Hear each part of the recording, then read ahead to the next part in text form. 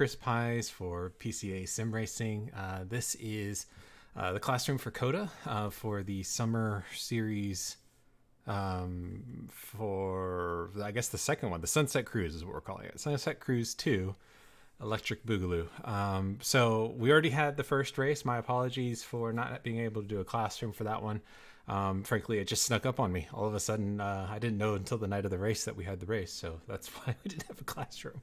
But it looks like we had good participation at Road Atlanta. I think in the GT3 class in the East session. It was like 53 cars, pretty much the max amount of cars. That's awesome. You guys killed it on that front. The 986 or 963s, the prototypes, a little bit less attended, but that's to be expected. It's a more complex car, and the GT3R is the more accessible car. So it's right along the lines of what I expected in terms of attendance, but great job on that. And then in the West Coast servers, which are the late night ones, I think there were still over 20 cars in GT3. So really, really well attended. I'm guessing everybody's wants to throw their name in there in the hat or in the ring for a potential for a cruise, which is pretty cool. Thanks to Princess Cruises for sponsoring the Summer Series 2. So before we get started with COTA, the general gist of this, for those of you that have never attended one of these, what I'd like to do is do a track walk for the upcoming races. So the upcoming race next week is going to be at COTA, the Grand Prix. And so we'll go through and we'll do a track walk. I'm doing the GT3R just because that is the most well-attended class. If you're looking for anything about the 963 specifically at COTA, just let me know, message me, and we can chat individually. But I expect it's probably the more experienced guys that have done lots and lots of laps of COTA that are probably running that car anyway. But yeah, what did you guys think of the format, specifically Road Atlanta with the GT3R? Did you guys enjoy the first race? I didn't see the replay. I didn't see anything about how it went in that class.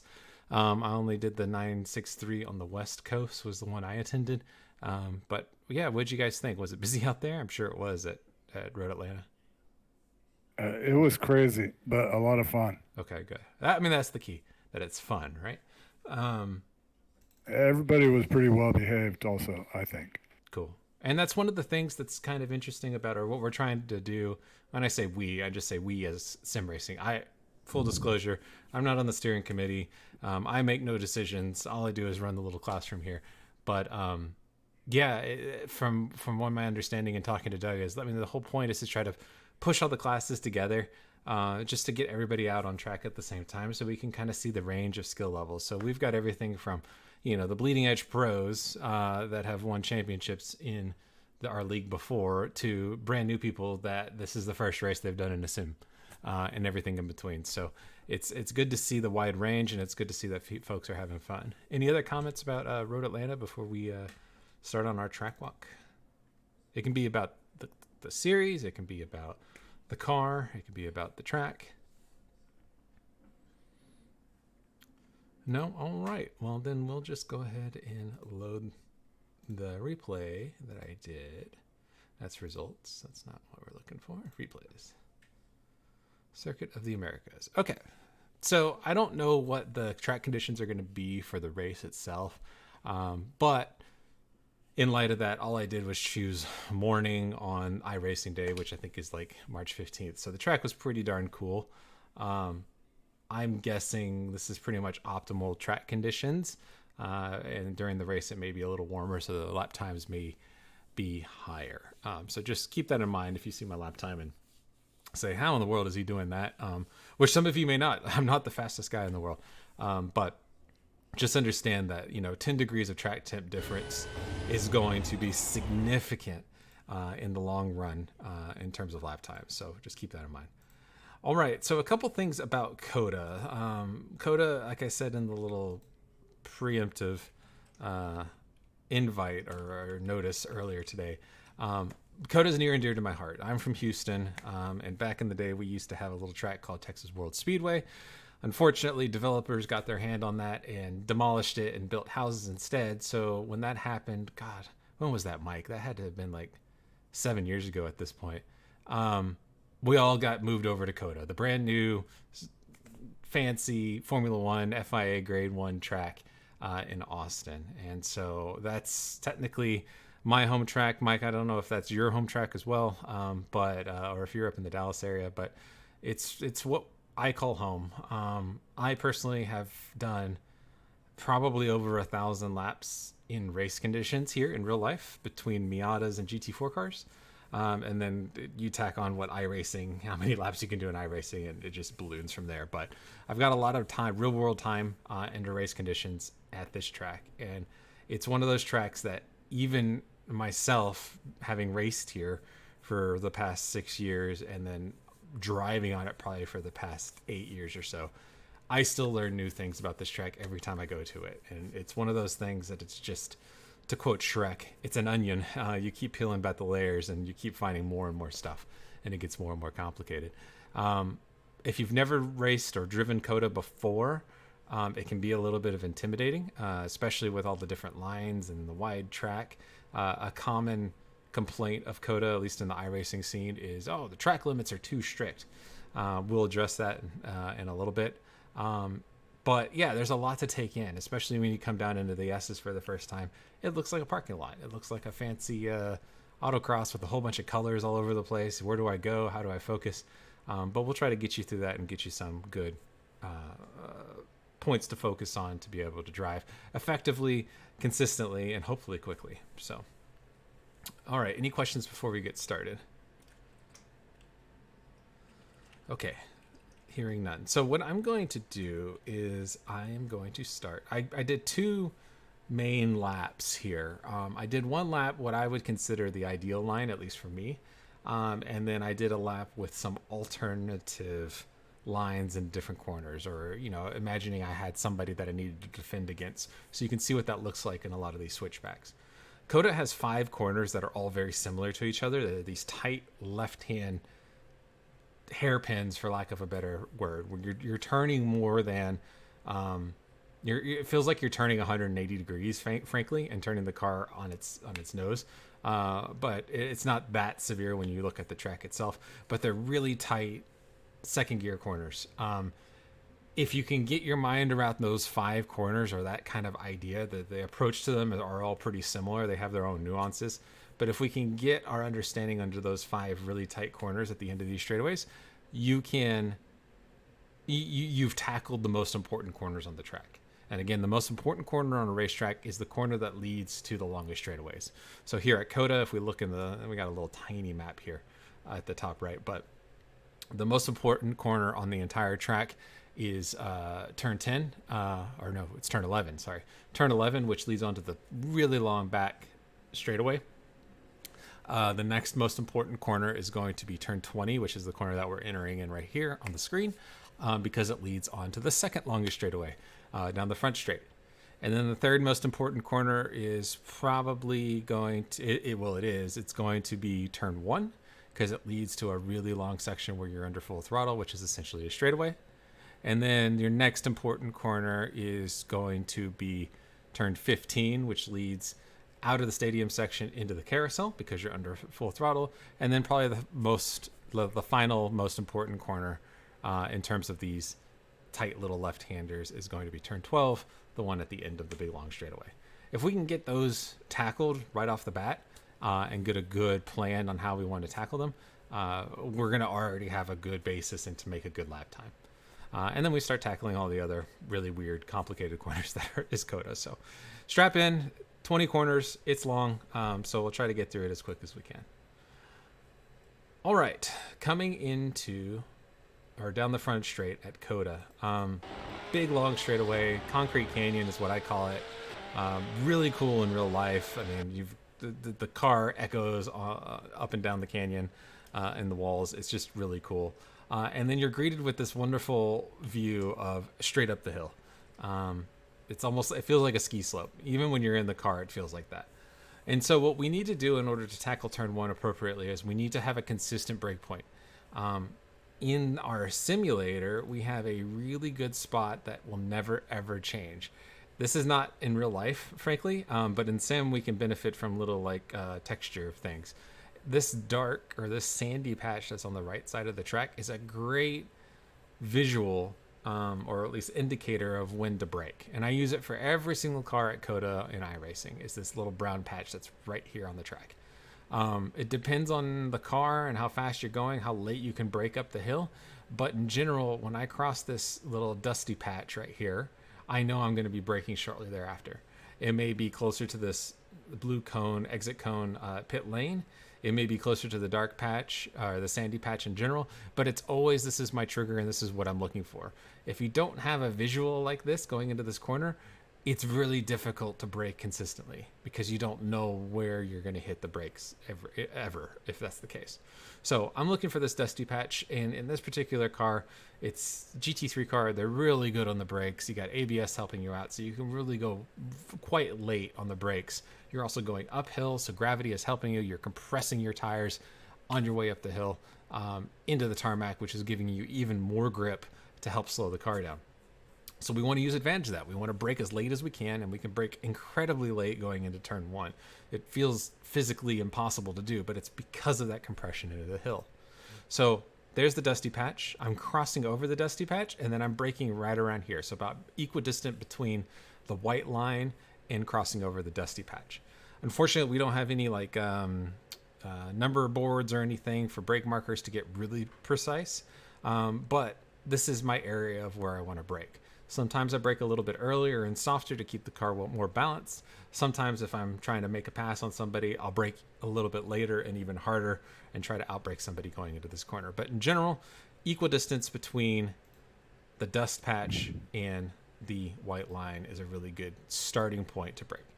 When I brake, I am going into this corner up the hill, it is pretty much a 10 pedal. So when I say that, I mean 10 out of 10 is the strongest pedal. That is like threshold emergency braking, slam onto the ABS. A 1 pedal is I'm pressing the brake to light up the rear lights, but I'm not actually slowing down at all. So those are and everything in between. So I'm basically a 9 or a 10 pedal braking up the hill. You can actually see down here in my telemetry. Look how much hard I'm pressing that brake. I'm almost 100%. So this is getting into ABS going up the hill, and I'm trying to slow this car down because we're going like 160 miles an hour coming into this brake zone, and we're trying to brake in the span of like 200, 300 feet. Coming to the top and to the turn-in point of turn one, as you can see, the track is incredibly wide, and if you don't have VR goggles, where the ability to turn your head and look for the apex, or triple screens, which give you a wide field of view, it can be incredibly difficult to know when to turn. So if you have the ability to have a wide field of view or turn your head in VR, the big key to a lot of these tight corners is to look for that apex. So while the car is pointed straight up this hill and we're looking at where the photographers stand on the top and outside of turn one, our eyes and our head and our vision should be over here where the apex point is. And turn one's hard because you can't really see it because it's blind. But you should still be looking for it. You're going to drive where you're looking. If you don't have triples or the ability to look past this point, so like right here, the apex is pretty much gone. And especially if you're in the cockpit, you can barely see it over here, right? But let's say you can't see that apex point. You got to do what you can to find some sort of visual clue in your field of view that tells you, okay, at this point, I know if I turn in a certain way, I'm going to be in a good spot for the apex.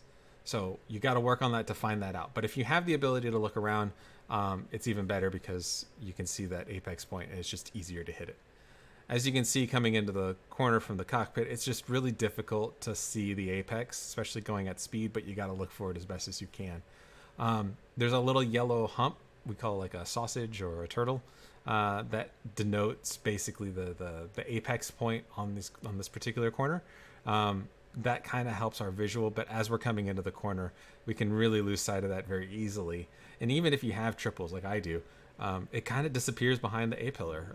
So you just have to see what the visual looks like around you to be able to hit this consistently the same time, or the same every time. So let me go back out to the chase cam. So what we're trying to do with this corner and a lot of these really tight left-handers is we're trying to brake in a straight line so we maximize our braking ability, because if the car's going straight, we're devoting 100% of the grip of the car to slowing the car down. As soon as we start turning the car and braking, we can't do both. We can't do both at the same time really well. We can do them okay-ish together, but we want to devote 100% to our braking to slow the car down. And then when we turn in for the corner, we want to transfer that grip from braking to lateral grip so we can maintain our speed and carry as much speed and keep our min speed as high as possible at the apex of the corner. So in order to do that appropriately, we want to use the advantage of this hill that we're going up. We want to exploit it as long as we possibly can. And then once we have finally finished with our braking and we start our turn-in point, we want to start bleeding off the brakes and letting that grip transition to lateral grip. So as you can see here, as I'm cresting or getting to the top of the hill, my brake, I'm starting to bleed it off. I'm trail braking in. But at this point, I've already done my initial turn-in. My brake pedal gets less and less and less. And at this point, I'm pretty much almost off the brake well before the apex point. And the goal here is I'm basically taking this really tight corner and I am trying to exaggerate it so I can get on throttle sooner and drive through the apex. So you'll see that I will start to pick up throttle pretty much right. I mean, if I really pick exactly where I start to pick it up, it's right before the apex. The apex point is on the back end of this corner, and I'm picking up throttle pretty much a little bit before on my way through. And what I'm trying to do is I'm trying to drive and accelerate through the corner. I don't want to be braking all the way down to apex and then picking up throttle because I'm slowing down all the way down to the apex. What I want to do is I want to get all my slow down done early, turn in, and then start accelerating going through the apex, so I'm already accelerating when I hit apex where other people are slowing down. I'm in second gear through here usually.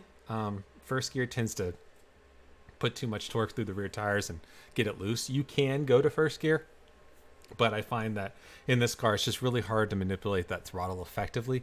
Second gear keeps the RPMs down a little bit, allows me to use more throttle because there's less torque going through the rear tires, and I'm about to go downhill, so it doesn't really matter. I'm not bogging the car down because gravity that was helping us going up the hill is now going to help us accelerate going down the hill. We want to use all of the track as much as possible and open our hands as we're accelerating, so we are giving that grip and we're translating it from lateral grip back to forward and rear grip. So when we accelerate, we're using our grip to accelerate, not to turn. And as we come through here, we're going to be accelerating as normal. So let me back it up. I'll play it slow without me interrupting it all the time. On the way up the hill, we're looking for that dusty patch. We're going to brake about halfway close to the board here. We're going to go all the way up the hill. And then as we turn in off the brakes, roll the speed through, start accelerating, late apex through turn one, let the car track out and let the grip dictate, or open our hands in order so we can get grip so we can accelerate out of the corner. This is also a good opportunity to talk about track limits. You can see here when I come through here, look at my left side tires. Is that a 1X? No, this is not a 1X. Why is that not a 1X? Because there is a very tiny portion of my tires still on the track, which in the track at COTA is very clear. If your tires are touching the racing surface, which is denoted as the space in between the white lines, so this white line and there's a corresponding white line on the other side of the track, if a piece of your tire is touching that, you are not going to get a 1X. If you take your tires and you go over the white line, you're going to get a 1X everywhere around this track. And so you constantly hear about people saying, oh, track limits are really difficult at COTA. I wish they were consistent. In my opinion, this track is like the most consistent out of any iRacing track in terms of track limits. You go over the white line, you're going to get a 1X. If you stay within the white lines, you will not get an off track. What tends to lull people into a false sense of security and what makes it difficult is you see all this runoff, which is concrete, which is, we're racing drivers. We want to extend the track and gain every advantage as we can. So we see all this concrete, like, oh, I can take my car out all the way out there and everything. Well, no, not at COTA. COTA, you got to keep it within white lines. The concrete that outside of the white lines is there for safety in real life, where, if you lose control of your car, you'd much rather be losing control across an asphalt surface rather than grass or gravel. So that's why it exists like that. It's built that way. So keep it within the white lines. You won't get 1Xs. But yeah, that's turn one in a nutshell. The other thing I forgot to mention real quick is if you look at the surface of the road, you can actually see it's pretty cambered on entry. And you can see over here on the right side of the track, it's significantly higher than at the apex. And I didn't realize this until I did a physical track walk at COTA. This hill is pretty significant. So I want to be able to I want to take advantage of this hill. So the further I keep the car out to the right, the later I can brake because I'm using more of that hill. If I turn in too early, not only am I early apex in the corner, which is going to be really difficult to get around, but I'm also not using the advantage that this hill is giving me in terms of deceleration or the ability to brake and slow the car down in a slower distance or in a minimal distance as possible. So that's why I personally keep the car way out here, almost to the point where the hill starts to end, and then that's the point where I turn in for that really late apex. Hey, Chris, can you clarify a quick thing on the track limits? Did you say your tire has to be inside the white line or on the white line? I think it has to be inside the white line. So this is technically legal, but there's like a couple pixels of my tire because I didn't get a 1X here. But there's been plenty of times where I felt like I was on track and I picked up a 1X. So I know this for sure is legal. I know if I go to I don't know if I have, I didn't save the lap. My fast lap, I had an off track. It wasn't here, but it was somewhere. You won't. Experiment to see what it is, but I know that if you're keeping your tire on the line, you should be okay. Does that mean that your outside of your tire can be like barely touching the outside of the white line? I'm not totally sure. Experiment with it, do some practice, see how close you can get before it really gets. But if you want to be safe, just make sure that your tire is touching the racing surface, even if it's just barely. So, awesome, thanks. Yeah, and it's the same way all the way around the track. Okay. So, Chris, I've got a question for you that would pertain to the rest of the track. Sure. And good morning. I haven't seen anybody in a while. Nice to see y'all. So explain to us, put it in cockpit view as you're coming up the straightaway there on the right-hand side. And when you tell us you're at, 9/10 or 8/10 or, stomping on the pedal, where are you as far as your lockup lights or your ABS lights and any of the anti stuff going on to explain? Because you can't often feel on the back end of the car how hard you're braking. For sure. So the nice thing about the GT3, it's a great question. The nice thing about the GT3 is we've got these little brow lights here and here, which tell us what our tires are doing. In addition to being able to hear the tires in our headphones, we can also get a visual with some lights to tell us what tires are about to do. And so in the GT3R, I always mess it up, but I think the purple lights are the front tires and the yellow lights are the rear. I'm sure somebody will correct me if I'm wrong. No, that is correct. That is correct. So purple's front, yellow's are rear. And basically, as this car starts to get close to locking, or what it would consider locking the tires, you will start to see flashes. Those lights will start to increase. If you get one purple light or one yellow light, that means that you're getting close to basically ABS. If you see two, you're really, really close, and in fact, you may be starting to tickle it here or there based on like the surface and if it's bumpy or not. If you're at 3 and if they're flashing at you, that means you're 100% in ABS. ABS is preventing you from locking your wheels. So if we come into this braking zone, I'll keep it slow. I think it's this left tire, this left brow. You'll start to see them show. See, boom, purple, purple. That's basically showing you that that particular tire. So in that one, I saw purple and I saw yellow. That means my left side tires at some point during that braking zone were starting to tickle ABS. Not enough to where they were just like sitting there flashing at me, meaning that I'm under 100% threshold braking, but enough to where they're like telling me, hey, you're getting close to ABS. Now in a GT3 car, ABS is not necessarily a bad thing. In fact, these things are set up for gentlemen drivers, frankly, to get out there and just crush the brake pedal as hard as they can, like an ape, and the car will slow down through ABS, and that is an effective way to drive this car in real life too.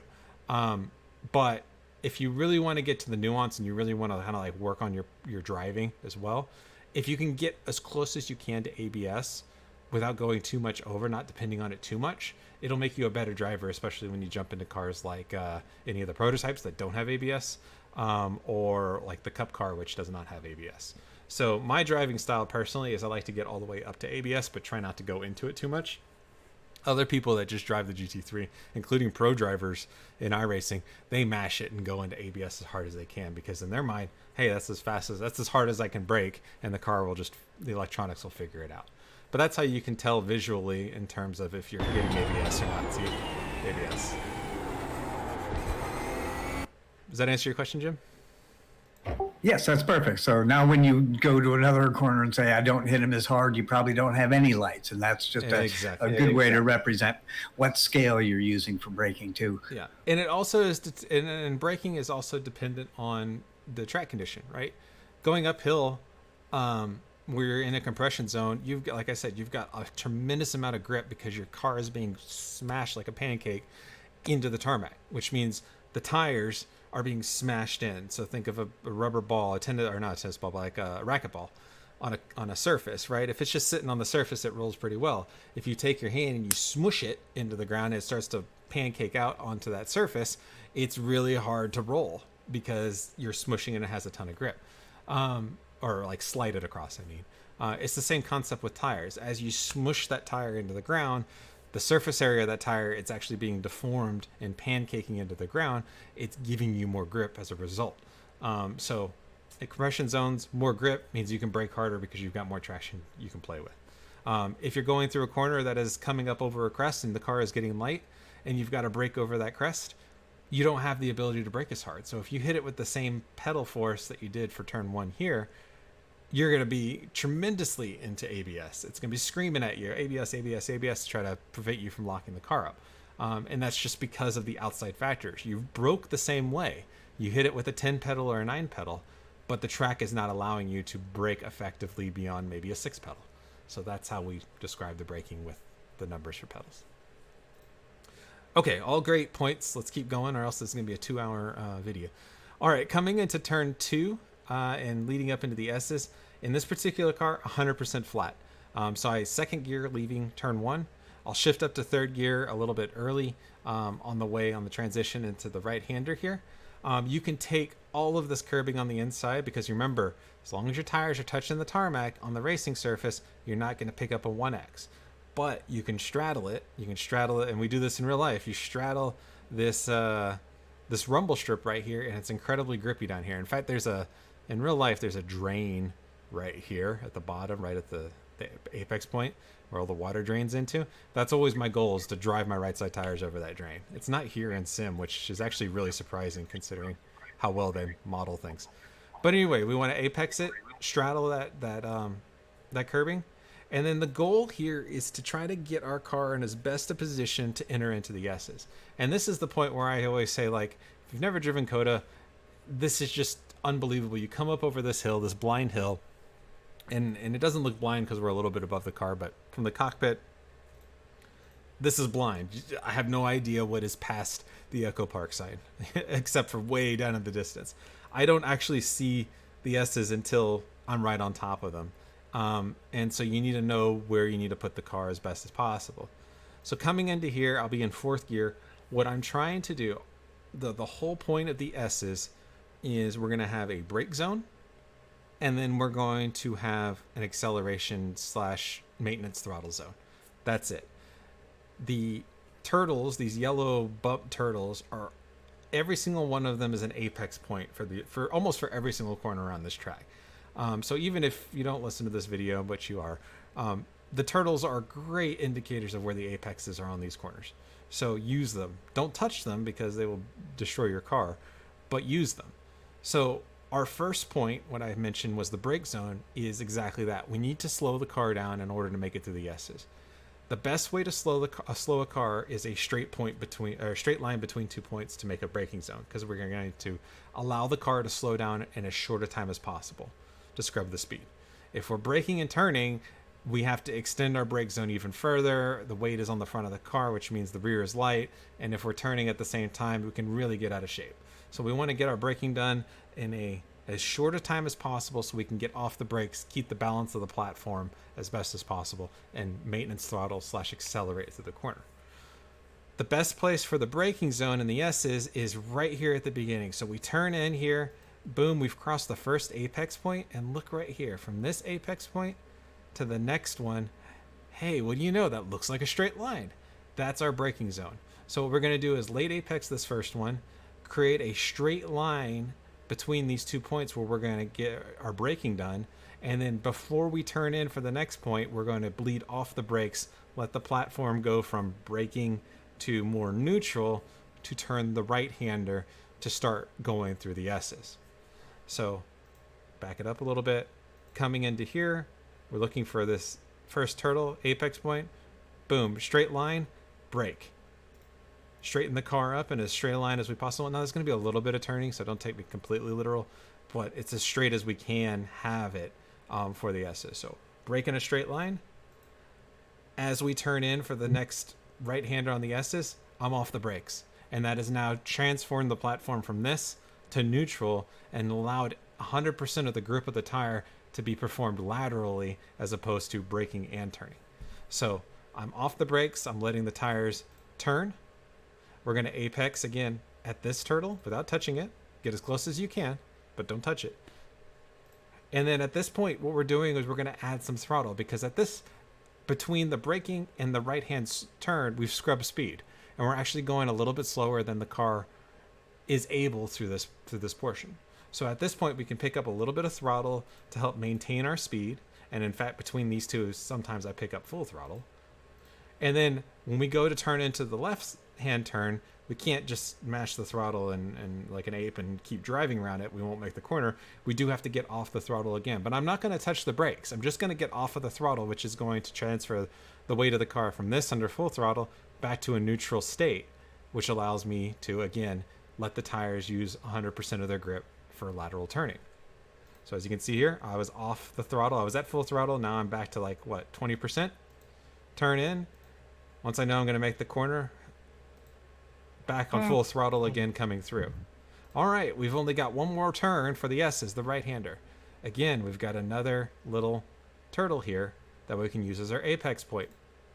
A little touch of the brake here because it is a big, long, sweeping right-hander. It's a double apex corner. So we're going to apex early around this turtle for the first one, and then the second apex is going to be around the corner underneath a gantry. So there's the first apex right at the turtle. A little bit of throttle, the car will kind of run out a little bit, but then we want it to tuck. Oh no, I pressed too far, sorry. So come on in here. Okay. Off the throttle. Let the car run a little bit between the two apexes. Then off the throttle again to let the nose of the car tuck in. And this is our second apex point. Right underneath this bridge, the Circuit of America's gantry in front of us, where that crosses the road, right there at the curbing, that is our second apex point. So it's nice and clear. Chris? Yes. You started the series in 5th gear. Where are we now? Oh, good point.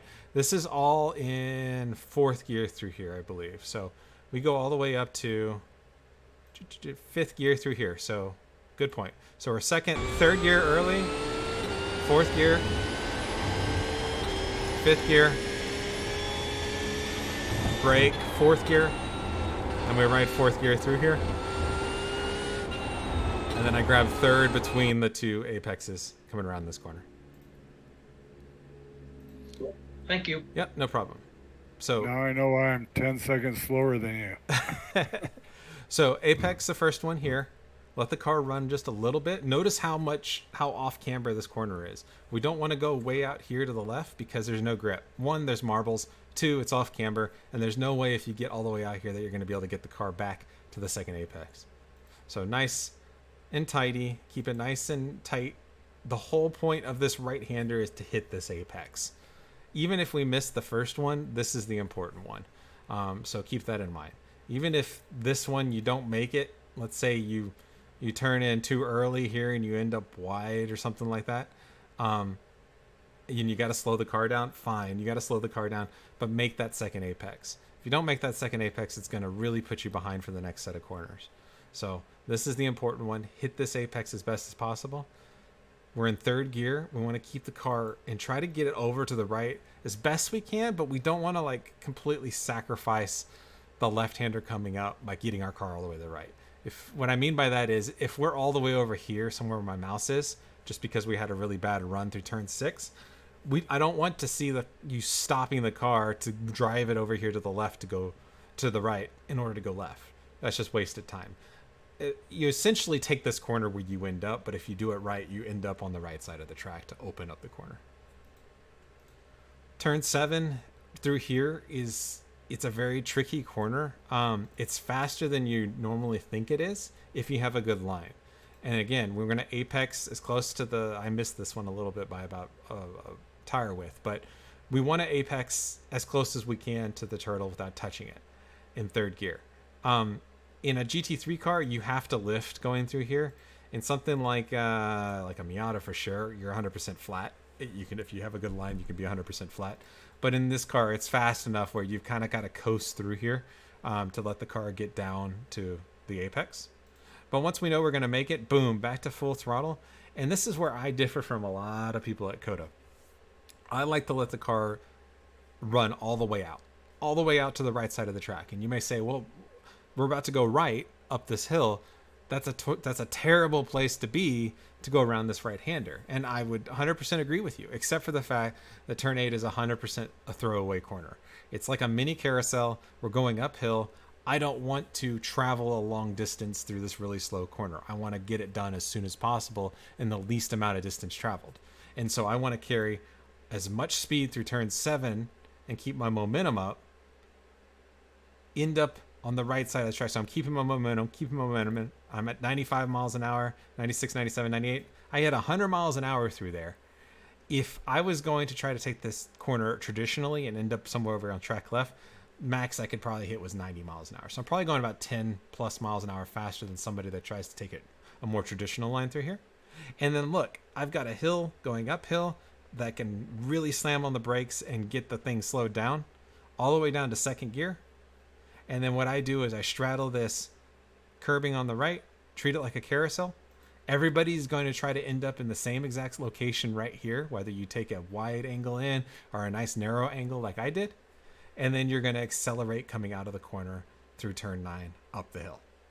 Everybody ends up in the same spot. So I just want to do it in the least amount traveled and carry more speed going through the fast part. So if we back it up a little bit, let's back it all the way up to turn 6 so you can kind of see this. Apex at the turtle. Let the car run a little bit. Third gear. Off the throttle. We're doing a lot of coasting. Apex here. Keep that steering angle. On throttle. Off throttle. Let the nose tuck in. Back on throttle. Especially when the compression happens here. Let the car run out under full throttle. Brake in a straight line up the hill. Turn in. Off the brake. Let the car coast a little bit. It'll tuck in. Nice and tight. And then once we know we're going to make this corner, we're back on full throttle. Late apex to the turn 9 on the left-hander here. Boom. Probably going to have to do a little bit of a lift, about half throttle through there, or else we risk running wide on exit. But if we do it right, back on full throttle pretty early, all the way to track out. All right, so that's probably the first half of the track. Any questions? No?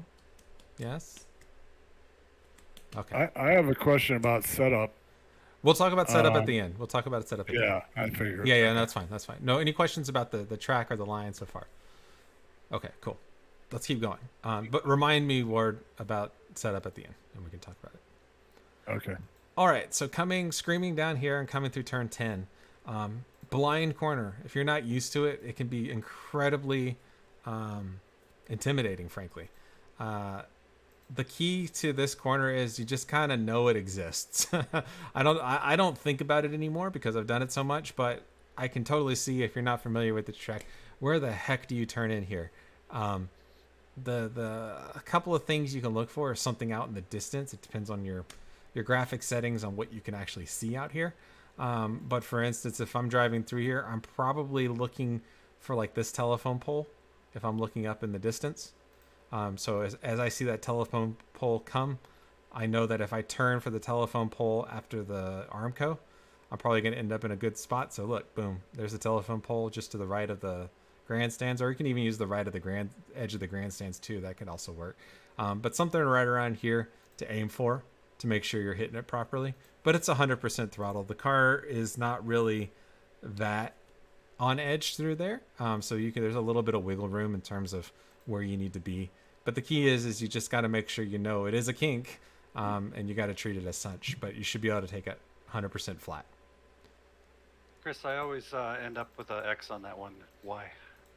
Because you're cutting the corner too much. On right here is where you're ending up. Yeah. Yeah, you're just cutting it too much. You don't need to.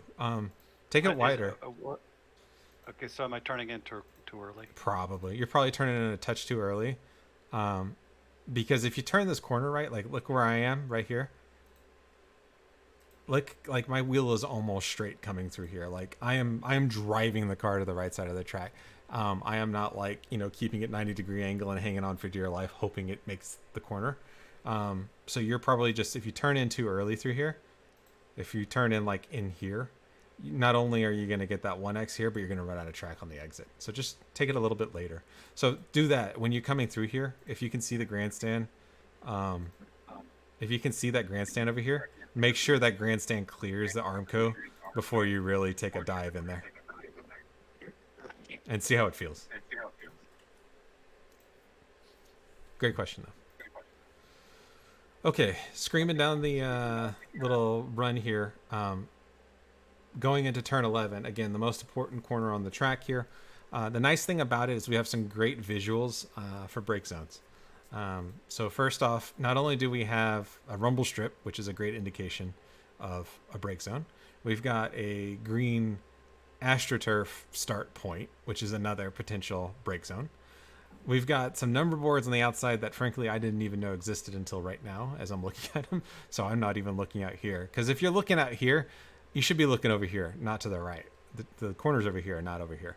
But we do have some really good white lines denoted by the 100 and the 50 board. So what I'm looking for is this white line right here. And if you look at this corner, much like turn 1, but not to the same extent, notice how the track goes up. We can see a ton of the track, which means that it's angled upward, and we're going to be compressing right at the brake zone. So we're going to be able to brake a little later than we normally would. So for me, I tend to use this 100 board in GT3 cars, and a lot of cars, frankly, to slow the car down. And again, I want to slow this car down as fast as possible, and then I want to transition to lateral grip as quickly as possible so I can maximize my grip to this corner. So in order to do that properly, I need to brake in a dead straight line. And then when I start turning the wheel, I need to start getting off the brakes pretty quickly to transition the grip to lateral grip. We don't want to do too much of the same of both at the same time. So firm brake pedal as hard as turn 1's threshold braking was. So it's like a 9-10 pedal. We're going uphill. And then this is another one of the, exactly like turn 1, incredibly difficult to see apex point way over here on the left. We want to take a really late turn in, because what we're trying to do is we're trying to create that big long straightaway that is the back straight. We want to extend it as far as possible, meaning we want to get on throttle as soon as possible. And if we can get on throttle somewhere in this area, so if we can turn the car right here and get on throttle back here, that's what we're trying to do. We're not going to be able to do it, but that's what we're trying to do. That means we've got another 50 feet of straightaway that we can take advantage of to go run down the back straight. If we brake all the way down to the apex point, then what that means is our slowest point is going to be right here at apex, which means we've got to then start accelerating after the corner. If somebody theoretically can start accelerating right here, then that means by the time they get to apex, they're going to be going 10, 15 miles an hour faster because they've had this much more acceleration than the other person. That's the theory behind it. So really late turn in. Notice how I'm basically off the brakes at this point, so I'm coasting it through, and I'm starting to try to pick up throttle before the apex. So boom, throttle. And when you get on throttle like that on a really tight corner, what you're trying to do is you're letting that rear end of that car is going to squat and give you a little bit more angle of rotation. So boom, squats, digs into the ground, and get a good run coming out of that corner. I tend to take all the corners in second gear, all these left-handers. First gear just seems to be a little bit too too much torque, as I mentioned in turn 1. But a note for this particular corner is, look how wide this track is. So from a racing from a qualifying / hot lapping standpoint, this is the fastest way through here. From a racing standpoint, you just invite everybody and their mom to dive bomb you going into this corner, because look at all of this room out here. You're basically saying, please send the car on the inside and outbrake me and stop it on the apex to where I can't drive through you. So it's very relative in terms of what's going on around you in race conditions on whether or not you want to take this line or not. If you've got somebody 2 feet off your rear bumper and you don't want them passing you, you probably should take a little bit of a shallower line to ensure they don't dive bomb you into the brake zone. But if you're on your own and you're trying to set as best and as consistent lap times as you can, then yeah, you're probably going to want to take this type of line to keep the speed. And that goes you just answered my question. Yeah, and that goes to say with every single left-hander, because they're all very similar. There's this huge imitation. You watch any professional race at COTA, that's where the action happens, is in these tight, heavy brake zones, or these wide, heavy brake zones, where you see cars just sending it up the inside. Coming down to turn 12 is like the ultimate version of that. If there's somebody behind you, they've been drafting off of your slipstream all the way down this kilometer-long straight, they're going to be going faster than you. They're going to pop out and they're going to try to pass you. And if you show them that inside like that, there's no deterrent for them to try. So sometimes it benefits you to drive a little bit more defensively or turn down a little bit earlier to try to prevent that kind of dive bomb, so long as it's safe. We don't want to turn down into somebody that's already committed that they're going to dive bomb. All right, coming into turn 12, we've got some great brake markers in terms of these boards. The nice thing about this is the one that has the white line here on the right, the 150 board, is pretty much our brake zone. So hit that board or hit that line, boom, brake. Again, threshold brake, 9, 10 pedal. This brake zone is a little different than turn 1 and turn 11, though. Notice we're going downhill. You can't see as much of the track. So the brake zone is a lot more extended than it was on the other side. So keep that in mind. When you hit the brakes here, it's going to feel like it's going to take longer to slow down. Well, first off, you're going the fastest point on the entire track. And 2, you don't have a hill helping you. So, of course, yeah, it's going to take longer for you to slow down. The goal for turn 12, and here's where the nuance comes in a little bit, is to get down to the apex rather quickly, because there is a little bit of camber on this corner. Unlike turn 1 and unlike turn 11 that have absolutely no camber, and in fact at turn 1 it's off camber, turn 12 actually has a little bit of camber right here at the apex point. That if you're not at the apex point, you don't get the advantage of it, but if you are at the apex point, you do. So we want to be, boom, right there, just nibbling the curb. Here's where the camber is right here. It's about a car width in diameter. If you're out here, you miss this by half a car width, you don't get as much of an advantage through it. So you want to really make sure you're nailing this apex as best as you can. And if you do it right, you can get off the brake and carry a lot more speed than you'd think. So my min speed is 44 miles an hour. Coming out of it, I'm 47, so I'm already accelerating through the corner. We'll end up all the way on track right, just like all the other ones, in second gear on our way out. All right, now we enter the really cool part of the track, in my opinion, my favorite part of the track. And this took me years to figure out, so don't get discouraged if you're having some trouble here. The stadium section. So turn 13. We've got this big wide right-hander. Unlike all of like the really small turtles that have been on the track to this point, this one has a really long sausage curb that is on the inside of the candy stripe curbing. So we're going to go all the way to the left. There is no real brake zone marker. Like, I can't tell you where to brake here because there is nothing out here. There's no mark on the track. There's no lines or anything. This is a pure brake by feel. And what I mean by that is, as you see the image of the track coming to you, you're going to brake because of how close the grandstands are coming, how close the apex point is coming. Basically, you've done it enough times where you know what that looks like and when you should start braking.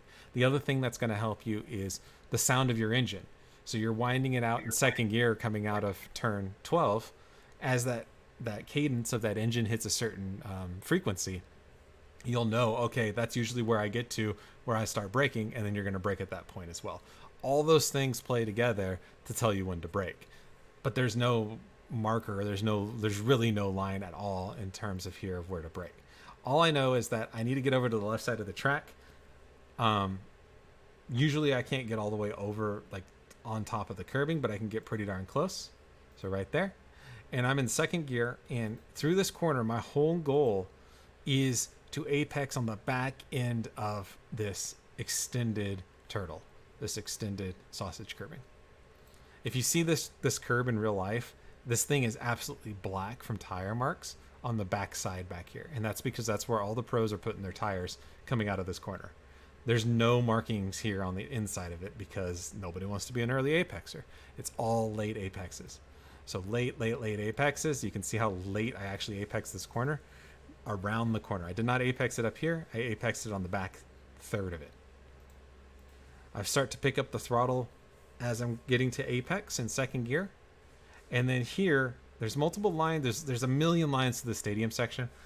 I'll also show you mine. I don't like to go really wide out because that's just additional distance traveled that I don't have to travel. Yeah, I may be able to carry an extra mile an hour if I let it track all the way out, but I'd much rather keep it nice and tight to not go as far. And then my goal through here for the second apex on turn 14 is right on the curbing to create as straight a line between these two as I can. So boom, straight line, keep the car on the right side, and then we're going to need to take a left-hander or a big wide turn on the left for the incredibly difficult turn 15. So before I do turn 15, are there any questions on this beginning part of the stadium section? I'll run through it one more time slowly. So brake here, second gear, downshift to second gear, late apex, constant kind of hand angle through here. Double apex is what I treat it. It feels like you're treating this like a straight line. Now that I'm seeing it super slow-mo, I'm actually turning pretty significantly to open up this next left-hander. And then we come to the wonderful turn 15, and I'm actually going to pull up. Well, actually, I don't need to pull it up. I can do this. Let's do TV1. Actually, no, let me do this. Pit lane 2. Pit lane 1. Bear with me. It'll be worth it, I swear. Over the stadium. Into turn 15. We're going to go way up in the air. Woo. Go straight down. Okay. There we go. This will illustrate my point perfectly, hopefully. Nope. Further up. Up, up, up. Go up, go up, go up. Okay, cool. Okay. Boom, beautiful. See this corner, right? If you take this corner normally, like if this was just, if you ignore this little kink that's in here and you took it normally, it's almost 180 degrees. It's almost a hairpin, correct? Thankfully, it's not a hairpin, though. We have this little bit of a kink. And what this little bit of a kink does is allows us to take this 180 degrees of turning that we ultimately have to do and break it up a little bit. And the goal and what we're trying to do is we're trying to get to the point where this final turn 15, this final little bit right here, we want this to be as close to like a 90-degree turn as we can make it. We don't want the car to be pointed out this way. And when I say this way with my marker, we don't want the car's nose to be pointed out at the Pit Boss logo down here. We want the car's nose to already have started its turn-in point, so when we do our final turn-in, we've only got like a 90-degree angle as opposed to 180. So you can see through here, at this point, I'm starting my final turn-in. I've got like a 90-degree angle. So from here to here, that's almost a perfect 90-degree angle, right? So that's what I'm looking for through turn 15.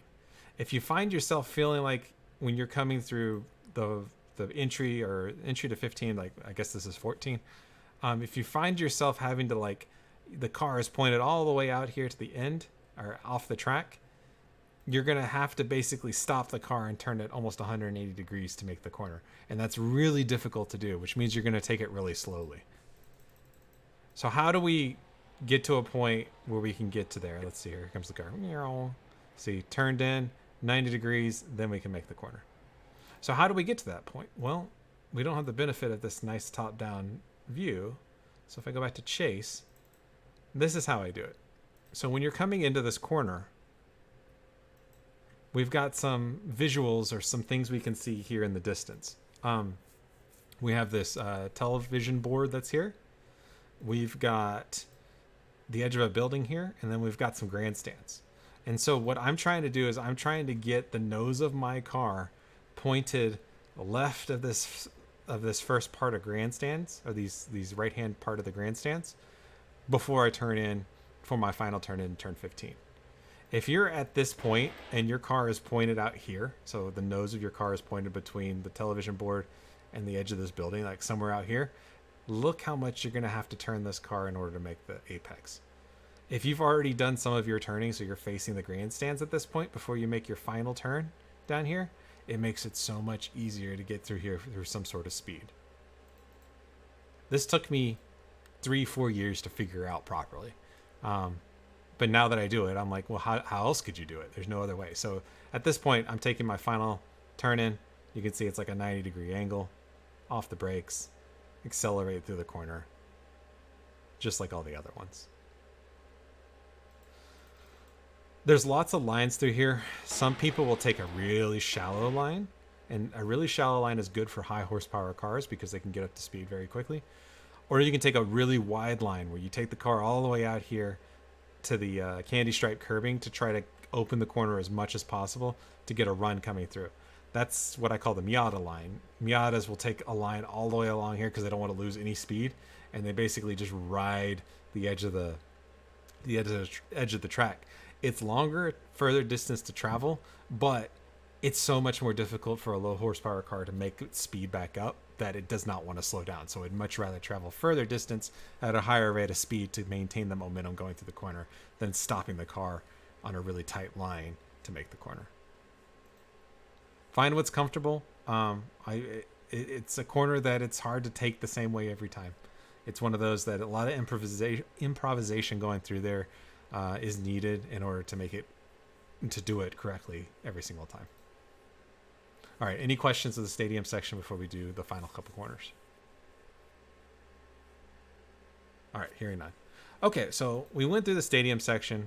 So we've conquered the S's. We went down the really long straightaway. We've conquered the stadium section. Now we're coming into probably one of the more iconic turns at COTA, which is this huge carousel around the tower. So the tower carousel feels like a big arcing corner, but it's not actually. It's comprised of 4 different corners. So there's actually 4 apexes here. And so if I take my handy dandy pit lane and we move over to the carousel, woo, we can actually see that this thing is not a consistent carousel at all, right? That is not like a consistent radius circle at all. It is janky and made up of all sorts of weird angles. So we need to drive it as such. So if you look at the beginning, it's much tighter here than it is on the back half, right? And so that's going to help determine how we're going to drive this.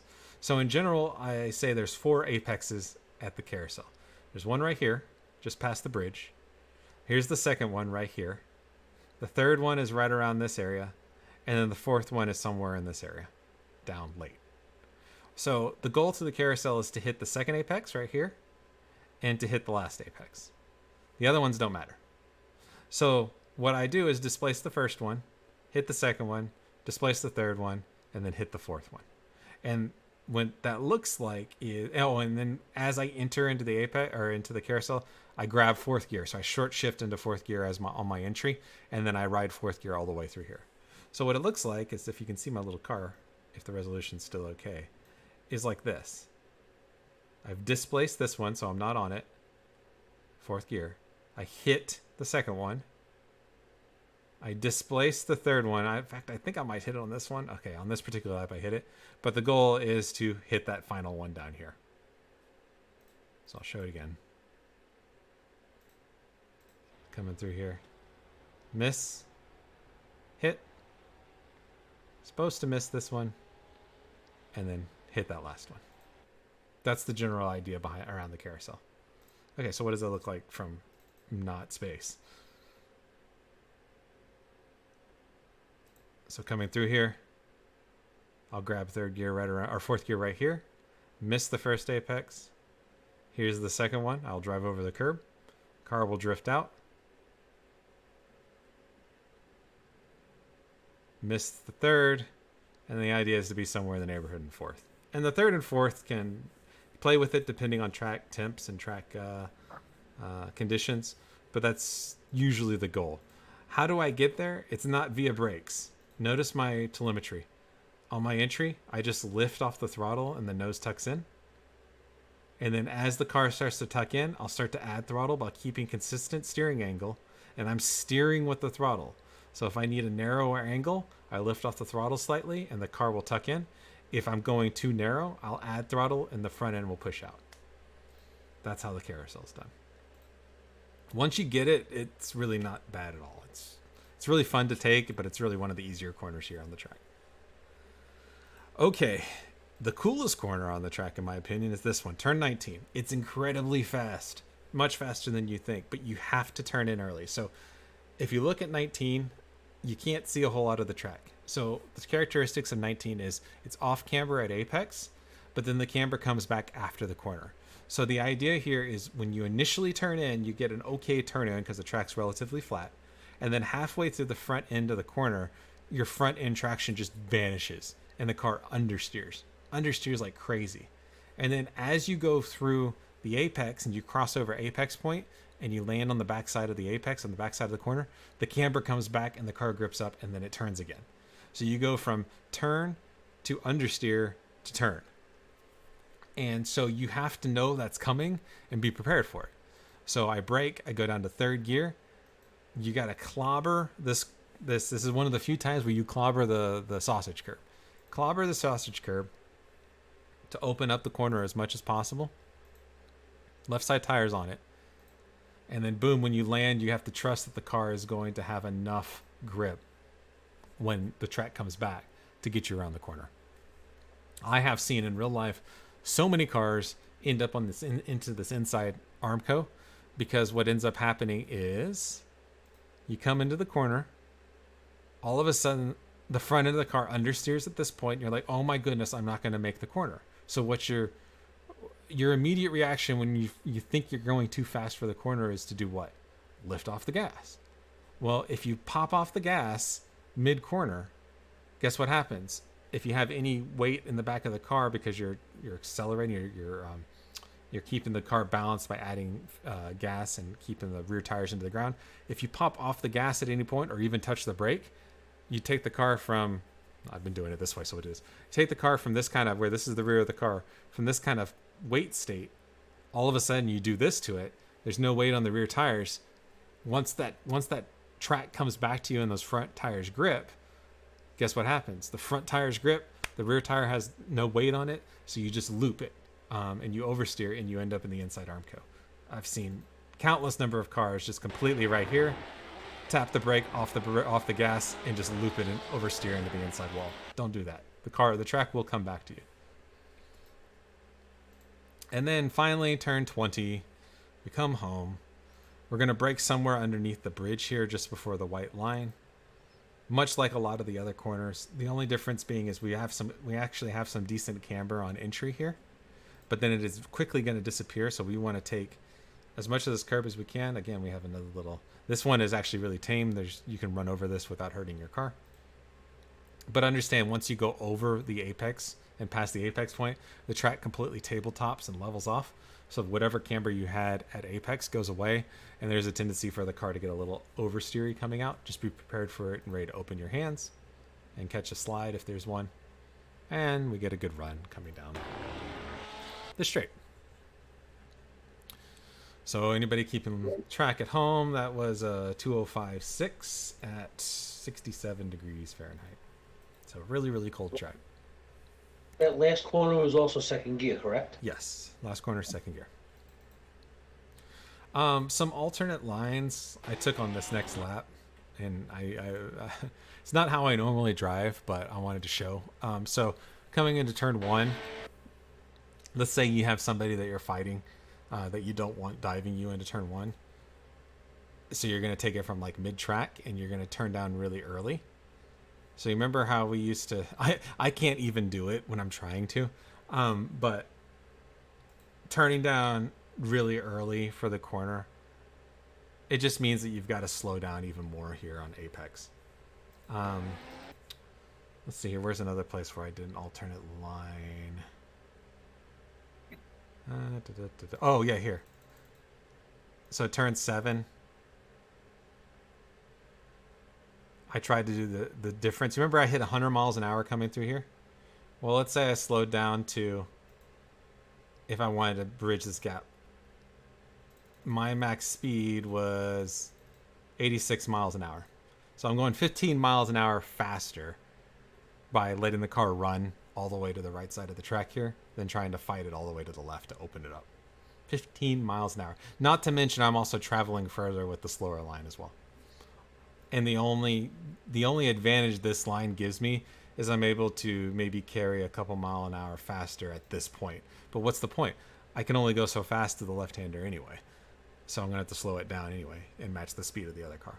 Because we're at the end of the day, we're going to end up here. So, good. Sorry, what was that? This lap was slower than your other lap, right? Oh yeah, significantly. Second and a half. So 2 seconds maybe. I messed up on some other corners too, because like I said, I don't normally drive like this. So like that, I just completely blew that corner. And then I think on turn 15, I tried the really wide angle, maybe. Yeah. So here's the other angle for turn 15 coming through here, stadium section. Remember how I mentioned sometimes people like to take a really wide angle? So here's a really wide angle all the way out to the outside. The only advantage of this is that you're maybe able to open the corner up a little bit more and accelerate harder. So theoretically at this point, you may be going a few mile an hour faster on exit because you've opened the corner. But the problem is look at the left side of the track. If you're looking to pass this car, look at all that room. Look at that. That's crazy. And I'll show you guys a video after this that shows exactly that. But look at all this real estate. You can't even see it. I can see on my other monitor. I mean, it's just an amazing amount of space that you're inviting somebody to stick their nose down there and cut you off. So anyway, that was some of the other ideas. So what I'll do is I'll go back to this, go to cockpit, show it at full speed without me stopping and slowing it down, but I'll still talk to it. Oh, that's loud. Let me turn down the mic gain a little bit. Okay, so coming down the front straight, what I'm going to be looking for is that little dust marker that we talked about earlier. So there it is. Brake. Late turn in. Get this thing off the screen. Accelerate out second gear. Wind out third gear, fourth gear. Keep it nice and tight through here. Be about mid-track. We're looking for that first turtle. We're going to draw a straight line. Brake down to fourth gear.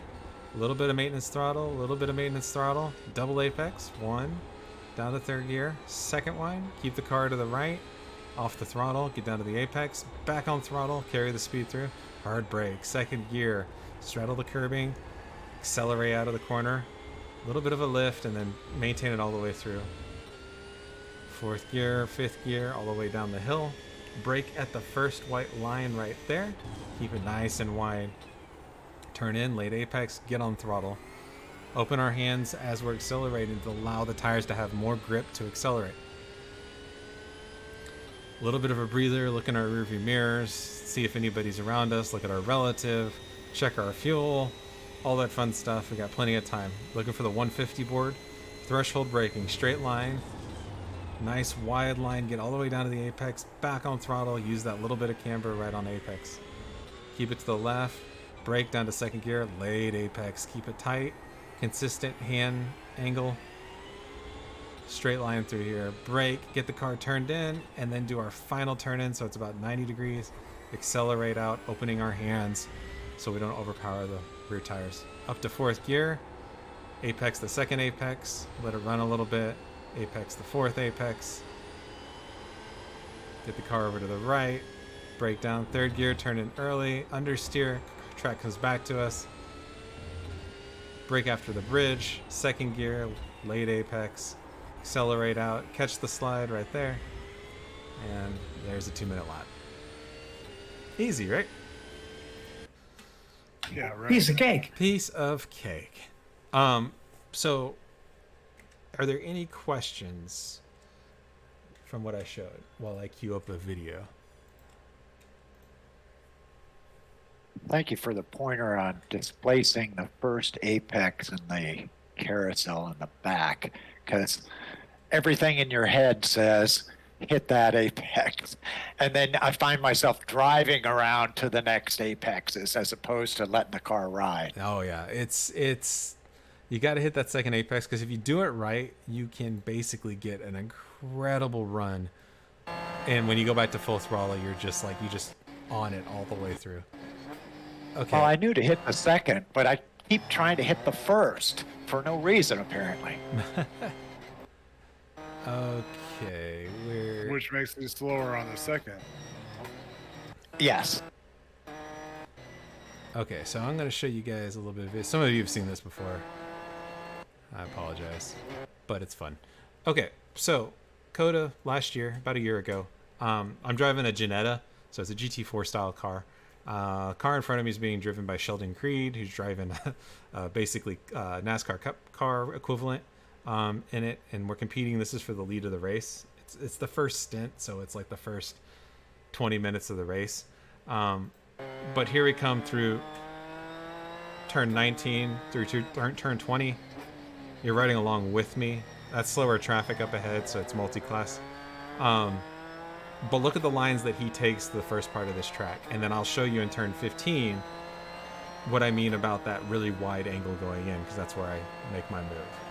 So we've got some traffic that we've got to deal with. We're offline coming through here, but we keep it nice and tight. Nice wide angle coming in, use all the track coming out. He does a really good job of keeping the momentum of that car in front. So coming through the S's, we're going to do that straight line through here. So there's the straight line. Boom, brake, off the brakes. He catches traffic at an unfortunate spot, but he drives around it. We both do. Coming through 7. Notice how I drive all the way to the right and he doesn't, and how much room I pull back up on him a little bit. And then he just accelerates out because this car has just got so much torque. Poor Miatas are getting used up. Using every inch of the road he is with the lower traffic. Alright, coming down the straightaway. Again, I'm able to draft off of him so I get a little bit of a run.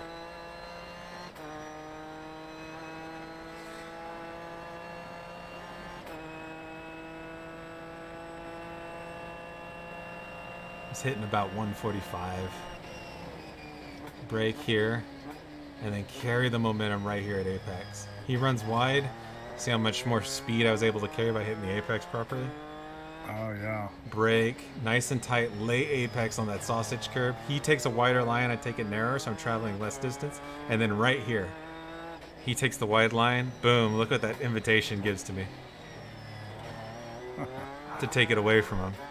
He still fights me though. He's on my right side. You'll actually see his car, on his nose of his car right here on the right. But I just carry the momentum around the outside because there's just so much grip around here. And able to complete the pass because I'm on the inside for turn 19. So that was great. So that's what I mean by right here, that turn 15 right here. Boom. If you take that wide angle, and it's the same with all the corners that are left-handers. You take this wide angle, and you're just inviting somebody to drive it up the inside like that, and I'll break you and take the corner away from you. So anyway, that was just an example of how fun this track can be, especially when you're racing on it. So It didn't really look real, that video. That was pretty cool. oh yeah, he's well, there's one point, hold on if I can find it real quick.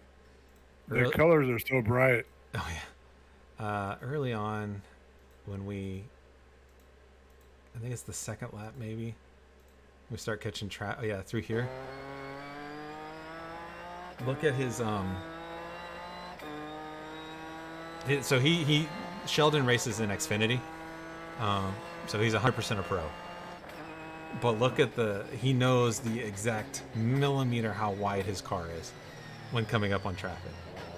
And I'm using him as a blocker. So I'm letting him punch the hole through traffic and just basically doing everything I can to try to follow him as best as possible.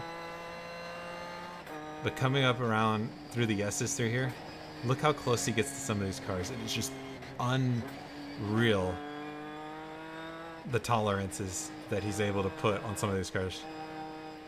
Very trusting of the Miata drivers. Yeah, millimeters. And that's actually not the particular one that I was looking for, but look how close he is.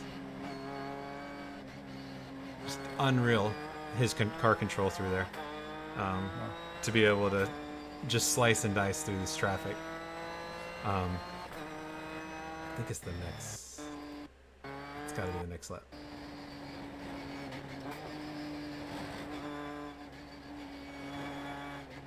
Yeah, watch how close he comes to this Porsche. There's no room. You see that? There is no room between his bumper. He's got the headlight on his back rear. It's just so close. Millimeters. But that's He probably can afford a couple dents. Yeah, but he doesn't touch anybody. It gets pretty darn close as you can. But that's just how it is. It's just unbelievable seeing a pro do what they do. Anyway, so, yeah. I was watching the Charlotte race, now with the Cup cars, the NASCAR, and I was wondering how a GT3R 992 would do against that. Oh, it would kill him. Absolutely murder him. Yeah, it's just these things have so much. They have so much grip, aero grip, and performance in the tire. They're designed to go around corners. The NASCARs aren't. I mean, the NASCARs are they're better. They're better than they were, but they don't have aero. That's the big thing. Aero is a huge killer, or is a huge boon for us. And they also weigh a couple of 1,000 pounds more. Yeah, they're also much heavier, much heavier. So, but anyway, that's COTA in general. If you want to stick around a little bit, I'll talk about setup for things for people that are interested.